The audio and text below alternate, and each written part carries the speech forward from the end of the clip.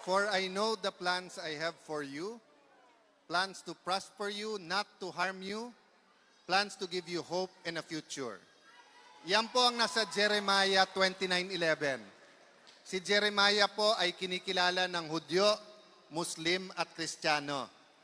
Ang mensahe po niya, kahit anong bigat ng ating inaharap, may planong maganda ang Panginoon sa atin. Tama po ba? At napansin niyo po yung dulo, plano ng pag-asa at kinabukasan. Meron po bang kinabukasan, mga taga-Malapatan? Mayor, maganda ba ang inyong kinabukasan? Mayora, pakisabi sa katabi mo, maganda plano ni Lord sa iyo. Diba?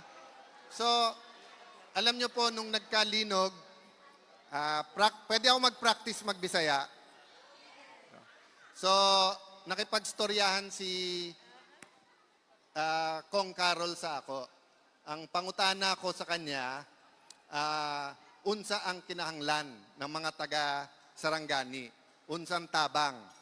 Ang sabi niya, dili na kinahanglan ng tabang, adto lang kayo doon. No?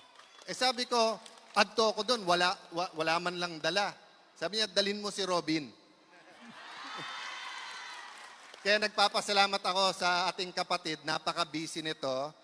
Pero isang text ko lang, kailan ka pwedeng pumuntang Mindanao, text siya kaagad, Lunes o Martes. Diba?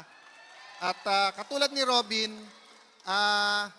ang dami naming gustong sabihin sa inyo, pero hindi ito panahon ng salita. Panahon ito ng gawa. So Mayor, tanggapin nyo yung konti naming dalang bigas, tubig, grocery.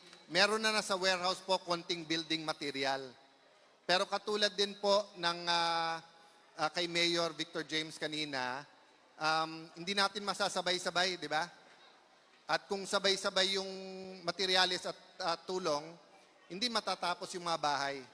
So parang una-una, pero nagko-commit kami sa inyo, linggo-linggo magpapadala kami ng tulong hanggang matapos po, no? Si Senator Bato, may problema, pero nagpadala pa rin ng tulong. Si Senator Jinggoy, nanindigan, ayaw niya na ang Senado ay maging dependent sa Malacanang. Nakakulong, pero nagpapadala pa rin siya ng tulong. Di ba? So ano pa yung mga kasamahan namin? Di ba? Kaya kami nandito, gusto namin i-commit sa inyo 3 R. Relief, na dala natin ngayon at sa susunod na mga araw. Pero mas importante, rehabilitation. Di ba? Recovery. At pangatlo, we have 100% authority na mangulit sa amin. Every week, no? Kung ano ang aming matutulong. So, pwede ba kaming magbalik-balik? God bless you. Sabihin nyo ulit sa inyong katabi nyo, maganda plano ni Lord sa inyo.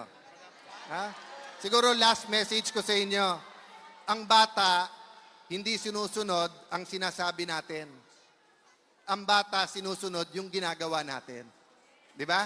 So pag sinabi natin sa bata, alam nyo po, kahit saan kami pumunta, sa Davao, ang sabi, binubulong sa amin ni Robin, laban lang, laban.